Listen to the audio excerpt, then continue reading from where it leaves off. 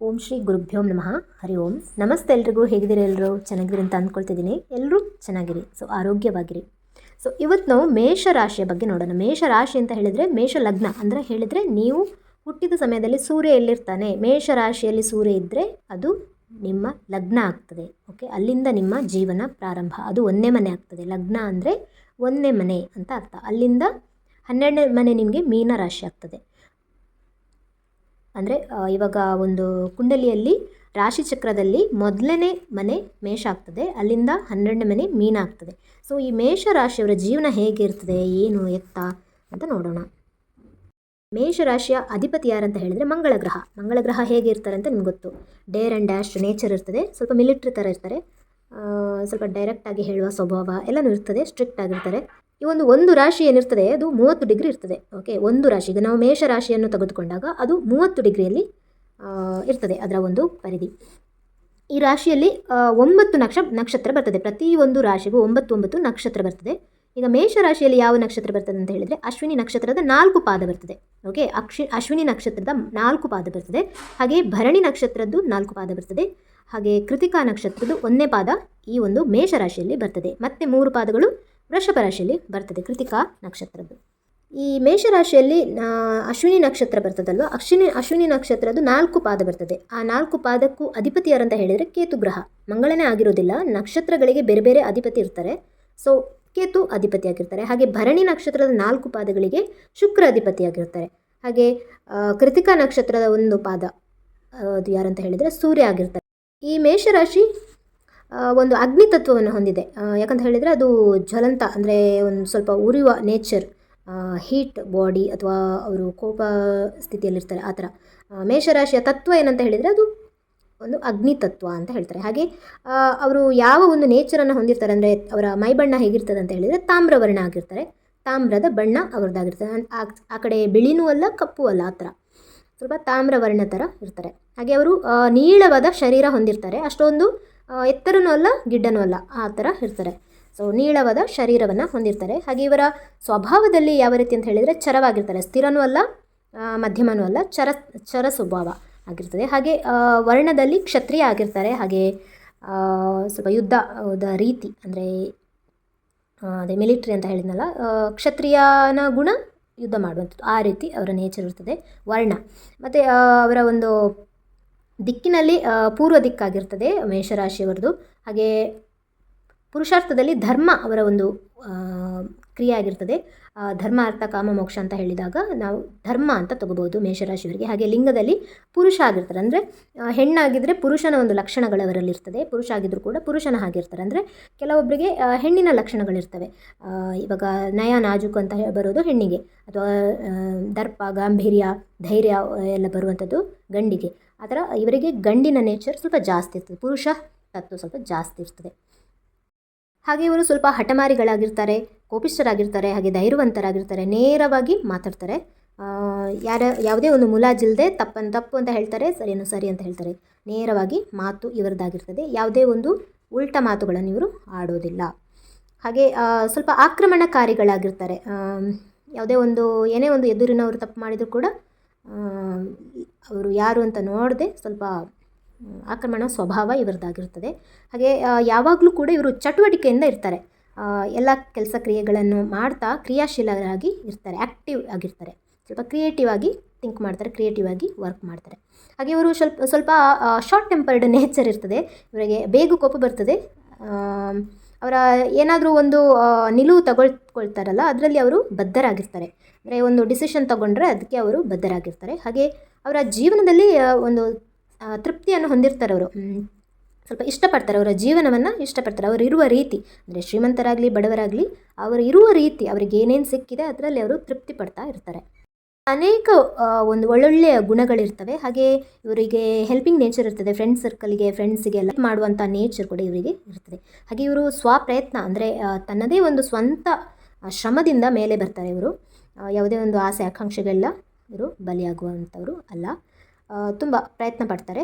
ಸ್ವಂತ ಕಾಲಿನಲ್ಲಿ ನಿಲ್ಲಬೇಕು, ಅಥವಾ ಸ್ವಂತ ಪ್ರಯತ್ನದಿಂದ ನಾನು ಮೇಲೆ ಬರಬೇಕು, ಸಾಧನೆ ಮಾಡಬೇಕು ಅಂತ ಪ್ರಯತ್ನ ಪಡ್ತಾ ಇರ್ತಾರೆ. ಹಾಗೆ ತುಂಬ ಬಹಳ ಸೂಕ್ಷ್ಮ ಜೀವಿಗಳು ಇವರು. ಬೇಗ ಅದನ್ನು ಅರ್ಥ ಮಾಡ್ಕೊಳ್ತಾರೆ. ಬೇಗ ಒಂದು ಸಣ್ಣ ಸಣ್ಣ ವಿಚಾರಗಳನ್ನು ಬೇಗ ಅದನ್ನು ತೆಗೆದುಕೊಳ್ತಾರೆ ಮನಸ್ಸಿಗೆ.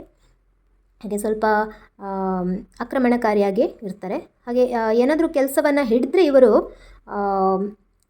ಮುಗಿಸದೆ ಬಿಡೋದಿಲ್ಲ. ಅಂದರೆ ಅದು ಆ ಕೆಲಸ ಪೂರ್ತಿ ಮುಗಿಯೋವರೆಗೂ ಇವರು ಏಕಾಗ್ರತೆ ಅಲ್ಲೇ ಇರ್ತದೆ. ಆ ಒಂದು ಏನೇ ಆಗಲಿ, ಇವರಿಗೊಂದು ಕೆಲಸ ವಹಿಸಿದರೆ ಅಥವಾ ಇವರೇನಾದರೂ ಒಂದು ಕೆಲಸ ವಹಿಸ್ಕೊಂಡ್ರೆ ಅದನ್ನು ನಿಭಾಯಿಸಿ ಪೂರ್ತಿ ಆಗೋ ತನಕ ಟಾಸ್ಕ್ ಓರಿಯೆಂಟೆಡ್, ಟಾಸ್ಕ್ ಫಿನಿಷರ್ ಅಂತ ಹೇಳ್ತಾರೆ. ಈ ರೀತಿ ಅವರು ಒಂದು ಕೆಲಸ ಫಿನಿಷ್ ಆಗೋವರೆಗೂ ಅವರಿಗೆ ಒಂದು ರೆಸ್ಟ್ ಅಂತ ಅವರು ತೆಗೆದುಕೊಳ್ಳೋದಿಲ್ಲ, ನೆಮ್ಮದಿ ಅಂತೂ ಅವರು ಪಡ್ಕೊಳ್ಳೋದಿಲ್ಲ. ಆ ರೀತಿ ಇರ್ತಾರೆ.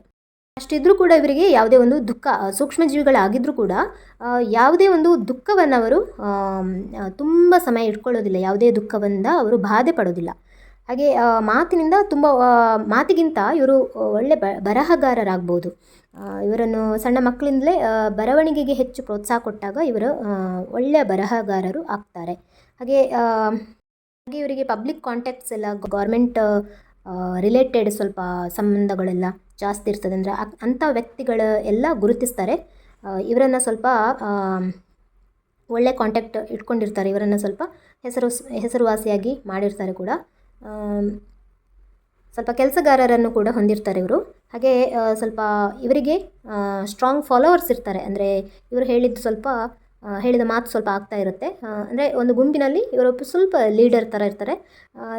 ಇವರಿಗೆಲ್ಲ ಒಂದು ಕಾಂಟ್ಯಾಕ್ಟ್ಸ್ ಎಲ್ಲನೂ ಇರೋದ್ರಿಂದ ಸ್ವಲ್ಪ ಇವರ ಮಾತಿಗೆ ಸ್ವಲ್ಪ ತೂಕ ಇರ್ತದೆ, ಬೆಂಬಲ ಕೂಡ ಇರ್ತದೆ, ಫಾಲೋವರ್ಸ್ ಸ್ವಲ್ಪ ಜಾಸ್ತಿ ಆಗ್ತಾರೆ.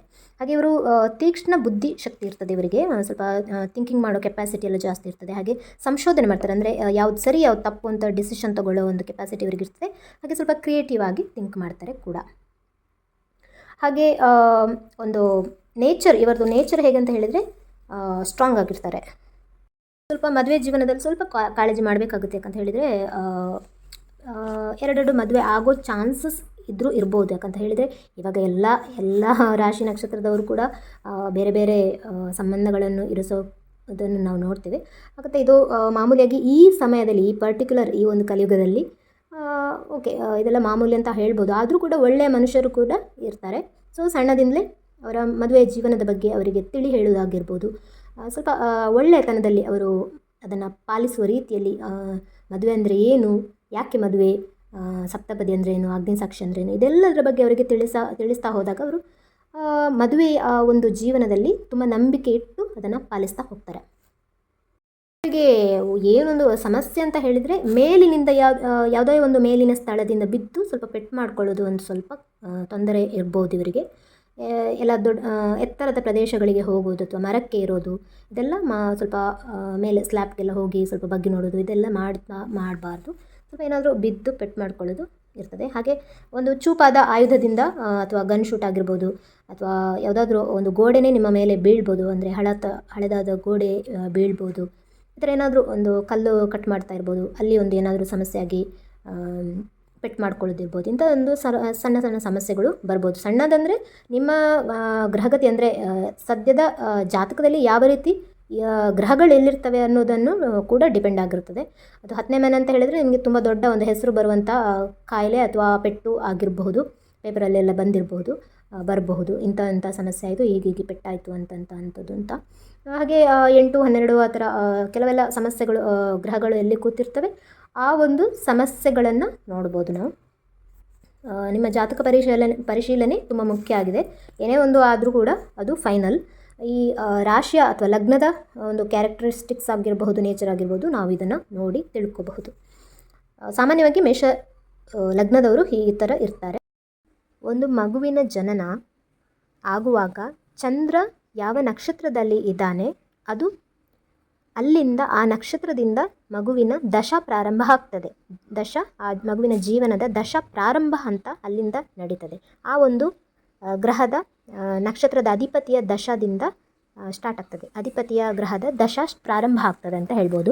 ಹಾಗೆ ಇದು ಸೂರ್ಯ ಆ ಒಂದು ಮಗುವಿನ ಜನನ ಆಗುವಾಗ ಎಷ್ಟು ಟೈಮ್ ಆಗಿದೆ, ಎಷ್ಟು ನಿಮಿಷ ಆಗಿದೆ ಅದನ್ನು ಪರ್ಟಿಕ್ಯುಲರಾಗಿ ತೆಗೆದುಕೊಂಡು ಅಲ್ಲಿ ಎಷ್ಟು ಅಂದರೆ ಪ್ರತಿದಿನವೂ 2 ಗಂಟೆಗೆ ಸೂರ್ಯ ಬದಲಾಗ್ತಾ ಹೋಗ್ತಾನೆ ಪ್ರತಿಯೊಂದು ಮನೆಗಳಿಗೆ. ಒಂದು ಮಗುವಿನ ಲಗ್ನ ಯಾವುದು ಅಂತ ನೋಡೋದಾದರೆ ಆ ಮಗು ಹುಟ್ಟಿದ ದಿನದ ಒಂದು ಗಂಟೆಯನ್ನು ತೆಗೆದುಕೊಂಡು, ಗಂಟೆ ಮತ್ತು ನಿಮಿಷ, ಸಮಯ ಮತ್ತು ನಿಮಿಷವನ್ನು ತೆಗೆದುಕೊಂಡು ಆ ಒಂದು ಪರ್ಟಿಕ್ಯುಲರ್ ಸಮಯದ ಆಧಾರದ ಮೇಲೆ, ಅಂದರೆ ಪ್ರತಿದಿನ ಎರಡೆರಡು ಗಂಟೆ ಎರಡೆರಡು ಗಂಟೆಗೆ ಸೂರ್ಯ ಚೇಂಜ್ ಆಗ್ತಾ ಹೋಗ್ತಾನೆ ಒಂದೊಂದು ರಾಶಿಗೆ. ಆ ಒಂದು ರಾಶಿಗೆ ಚೇಂಜ್ ಆಗ್ತಾ ಹೋದಾಗ ಒಂದೇ ಸಮಯ ಇರುವುದಿಲ್ಲ ಒಂದು ಮಗುವಿನ ಲಗ್ನ. ಅದು ಎಲ್ಲ ಮಕ್ಕಳು ಒಂದೇ ಲಗ್ನದಲ್ಲಿ ಹುಟ್ಟಲಿಕ್ಕೆ, ಒಂದು ದಿನ ಒಂದೇ ಲಗ್ನದಲ್ಲಿ ಹುಟ್ಟಲಿಕ್ಕೆ ಸಾಧ್ಯ ಇಲ್ಲ. ಅದಕ್ಕೆ ಪ್ರತಿಯೊಂದು ಮಗುವಿನ ಗ್ರಹಗತಿ ಚೇಂಜ್ ಆಗುವಂಥದ್ದು. ಯಾವ ಸೂರ್ಯ ಯಾವ ನಕ್ಷತ್ರದಲ್ಲಿದ್ದಾನೆ, ಯಾವ ರಾಶಿಯಲ್ಲಿದ್ದಾನೆ, ಇದನ್ನೆಲ್ಲ ತೆಗೆದುಕೊಂಡು ಆ ಒಂದು ಲಗ್ನವನ್ನು ನಿರ್ಧಾರ ಮಾಡುವಂಥದ್ದು. ಆ ಒಂದು ಲಗ್ನ ಆ ಮಗುವಿನ ಜೀವನಕ್ಕೆ ಆಧಾರ ಆಗ್ತದೆ. ಅಂದರೆ ಅಲ್ಲಿಂದ ಆ ಮಗುವಿನ 1ನೇ ಮನೆ, ಪ್ರಥಮ ಮನೆ ಸ್ಟಾರ್ಟ್ ಆಗ್ತದೆ. ಆ ರಾಶಿ, ಆ ಮನೆ, ಅಲ್ಲಿಂದ 1ನೇ ಮನೆ ಸ್ಟಾರ್ಟ್ ಆಗ್ತದೆ. ಇದೇ ಲಗ್ನ. ಚಂದ್ರನ ಆಧಾರದ ಮೇಲೆ ರಾಶಿ ಸ್ಟಾರ್ಟ್ ಆಗ್ತದೆ. ರಾಶಿ ಅಂತ ಹೇಳಿದರೆ ನಕ್ಷತ್ರ ದಶ ಪ್ರಾರಂಭ ಆಗ್ತದೆ. ಲಗ್ನದಿಂದ ಆ ಮಗುವಿನ ಜೀವನದ ಒಂದು ಬುನಾದಿ ಸ್ಟಾರ್ಟ್ ಆಗ್ತದೆ. ಈ ಮಗು ಏನು ಮಾಡ್ತದೆ, ಮುಂದಕ್ಕೆ ಹೇಗಿರ್ತದೆ, ಬಾಡಿ ಆಗಿರಬಹುದು, ನೇಚರ್ ಆಗಿರ್ಬೋದು, ಎಲ್ಲನೂ ಹೇಗಿರ್ತದೆ, ಲಕ್ಷಣಗಳು, ಗುಣಲಕ್ಷಣಗಳು ಹೇಗಿರ್ತದೆ, ವ್ಯವಹಾರ, ಆರೋಗ್ಯ, ಇದೆಲ್ಲವನ್ನು ನೋಡ್ಬೋದು ಲಗ್ನದ ಆಧಾರದ ಮೇಲೆ. ಹಾಗೆ ಮೆಂಟಲಿ, ಮಾನಸಿಕವಾಗಿ ಏನೇನು ಆಗ್ತದೆ, ಚೇಂಜಸ್ ಅಥವಾ ಬದಲಾವಣೆ ಏನೇನಾಗ್ತದೋ, ಮಾನಸಿಕ ಗುಣಲಕ್ಷಣಗಳನ್ನು ಹೇಳುವಂಥದ್ದು, ಮನಸ್ಸಿನ ಭಾವನೆಗಳನ್ನು ಹೇಳುವಂಥದ್ದು ಚಂದ್ರನ ಗುರುತಿನಿಂದ, ಚಂದ್ರನ ನಕ್ಷತ್ರದಿಂದ. ಓಕೆ, ಇದು ಫೈನಲ್ ಅರ್ಥ ಆಯಿತು ಅಂತ ತಿಳ್ಕೊಳ್ತೀನಿ. ಹೀಗೆ ಇವರು ಸ್ವಲ್ಪ ಹೆಸರುವಾಸಿಯಾದ ಒಂದು ಜೀವನವನ್ನು ನಡೆಸ್ತಾ ಇರ್ತಾರೆ. ಆಗಲೇ ಹೇಳಿದ ಹಾಗೆ ಸ್ವಲ್ಪ ಗೌರ್ಮೆಂಟಿಂದ ಇರ್ಬೋದು, ಪಬ್ಲಿಕ್ ರಿಲೇಷನ್ಸ್ ಇಂದ ಇರ್ಬೋದು, ಸ್ವಲ್ಪ ಇವರಿಗೆ ಫಾಲೋವರ್ಸ್ ಜಾಸ್ತಿ ಇರ್ತಾರೆ. ಹಾಗೆ ಇವರು ಸ್ವಲ್ಪ ಹೆಸರುವಾಸಿಯಾಗಿರ್ತಾರೆ. ಸ್ವಲ್ಪ ಹೆಸರು ಕೀರ್ತಿ ಎಲ್ಲ ಇವರಿಗೆ ಬರ್ತದೆ. ಹಾಗೆ ಅವರ ಮಕ್ಕಳಾಗಿದ್ದರೆ, ಅಂದರೆ ಸಾಮಾನ್ಯ ಸಣ್ಣ ಮಕ್ಕಳಿಂದ ನೀವು ಇವಾಗ ಜಾತಕ ನೋಡೋದಂತ ಹೇಳಿದರೆ ಇವರ 4ನೇ ವರ್ಷ, 5ನೇ ವರ್ಷ, ಹಾಗೆ 7ನೇ ವರ್ಷ, 10ನೇ ವರ್ಷ, ಹಾಗೆ 22ನೇ ವರ್ಷ ಮತ್ತು 25ನೇ ವರ್ಷದಲ್ಲಿ ಸ್ವಲ್ಪ ಬೆಂಕಿಯಿಂದ ಬಾಧೆ, ಬೆಂಕಿಯಿಂದ ಸಮಸ್ಯೆ, ಅಥವಾ ಜ್ವರ, ಅಥವಾ ತುರಿಕೆ, ಅಥವಾ ಏನಾದರೂ ಸ್ಫೋಟ ಆಗಿರ್ಬೋದು ಅವರು ಸಣ್ಣದಿರುವಾಗ, ಅಥವಾ ಈ ಏಜ್ನಲ್ಲಿ, ಅಥವಾ ಸಿಡುಬು ರೋಗ ಅಂತ ಹೇಳ್ತೀವಿ, ಈ ಥರ, ಅಥವಾ ಫುಡ್ ಪಾಯ್ಸನಿಂಗ್, ಇಂಥದ್ದೆಲ್ಲ ಸ್ವಲ್ಪ ದೊಡ್ಡ ಮಟ್ಟದಲ್ಲಿ ಆಗಿ ಸ್ವಲ್ಪ ಪ್ರಾಬ್ಲಮ್ ಅನುಭವಿಸೋದು, ಸ್ವಲ್ಪ ನೆನಪಿರುವ ಹಾಗೆ ಎಂಥ ಕಾಯಿಲೆಗಳು ಸಣ್ಣ ಪುಟ್ಟದಾಗಿರಲಿ ದೊಡ್ಡದಾಗಿರಲಿ ಬರುವುದಂತೂ ಬರ್ತದೆ. ಹೀಗೆ ಇವರ ಸ್ವಲ್ಪ ತಲೆನೋವು, ತಲೆಗೆ ಸಂಬಂಧಪಟ್ಟಂತಹ ಸ್ವಲ್ಪ ಪಿತ್ತ ದೋಷದಿಂದಾಗಿರಬಹುದು, ಹಾಗೆ ಮೆದುಳಿನ ಸಮಸ್ಯೆ ಆಗಿರಬಹುದು, ಅಥವಾ ಮುಖ, ಕಣ್ಣು, ಈ ಒಂದು ಸಮಸ್ಯೆಗಳು, ದವಡೆ, ನಿಮ್ಮ ಹಲ್ಲು, ಈ ಒಂದು ಸಮಸ್ಯೆಗಳು ಬರ್ಬೋದು. ಯಾಕಂತ ಹೇಳಿದರೆ ಪಿತ್ತದ ಸಮಸ್ಯೆಯಿಂದ ಇದೆಲ್ಲ ಬರ್ತದೆ. ಯಾಕಂತ ಹೇಳಿದರೆ ಮಂಗಳ ಸ್ವಲ್ಪ ಹೀಟ್, ಅಂದರೆ ಶಾಖ, ಅಗ್ನಿತತ್ವವನ್ನು ಜಾಸ್ತಿ ಮಾಡೋದ್ರಿಂದ ಇಂಥ ಸ್ವಭಾವಗಳು ಸ್ವಲ್ಪ ಕಂಡುಬರೋದು ಸಹಜ ಆಗಿರ್ತದೆ. ಹಾಗೆ ಇವರಿಗೆ ಆಯುಷ್ಯ ಅಂತ ಹೇಳಿದರೆ 100 ವರ್ಷ ಆಯುಷ್ಯ ಅಂತೂ ಇರ್ತದೆ. ಸ್ವಲ್ಪ ಒಳ್ಳೆ ಆಯುಷ್ಯನೇ ಪಡೀರಿ ಅಂತ ಹೇಳ್ತಾ, ಎಲ್ಲರೂ ಆರೋಗ್ಯವಾಗಿರಿ. ನಿಮ್ಮ ಈ ಮೇಷಲಗ್ನ ಜಾತಕದವರು ಚೆನ್ನಾಗಿ ಬಾಳಿ ಬದುಕಿ, ಹಾಗೆ ಇನ್ನಷ್ಟು ಮಾಹಿತಿಯನ್ನು ತಿಳ್ಕೊಳ್ಳೋಕ್ಕೆ ನನ್ನ ವಿದುಶ್ರೀ ಜಯಶ್ರೀಕುಮಾರಿ ಚಾನಲನ್ನು ಸಬ್ಸ್ಕ್ರೈಬ್ ಮಾಡಿ. ಹಾಗೆ ಅಲ್ಲಿರುವ ನೋಟಿಫಿಕೇಷನ್ ನಿಮಗೆ ಬರೋ ಹಾಗೆ ಬೆಲ್ ಐಕಾನ್ ಕ್ಲಿಕ್ ಮಾಡಿ. ಹಾಗೆ ಯಾರು ನಿಮ್ಮ ಫ್ಯಾಮಿಲಿಲಿ ಈಗ ಮೇಷ ಲಗ್ನದಲ್ಲಿ ಹುಟ್ಟಿದವರು ಸಾಕಷ್ಟು ಮಂದಿ ಇರ್ತಾರೆ, ಫ್ರೆಂಡ್ಸ್, ರಿಲೇಟಿವ್ಸ್ ಎಲ್ಲ ಇರ್ತಾರೆ. ಸೊ ಅಂಥವರಿಗೆ ಈ ಒಂದು ವಿಡಿಯೋವನ್ನು ಶೇರ್ ಮಾಡಿ, ಹಾಗೆ ನನ್ನ ವಿಡಿಯೋಗಳಿಗೆ ಸಪೋರ್ಟ್ ಮಾಡಿ, ಬೆಂಬಲಿಸಿ ಅಂತ ಹೇಳ್ತಾ ಇವತ್ತಿನ ಎಪಿಸೋಡನ್ನು ಮುಗಿಸ್ತಾ ಇದ್ದೀನಿ. ಎಲ್ರಿಗೂ ಒಳ್ಳೆಯದಾಗಲಿ. ಸರ್ವೇ ಜನ ಸುಖಿನೋ ಭವಂತು, ಸನ್ಮಂಗಳಾನಿ ಭವಂತು.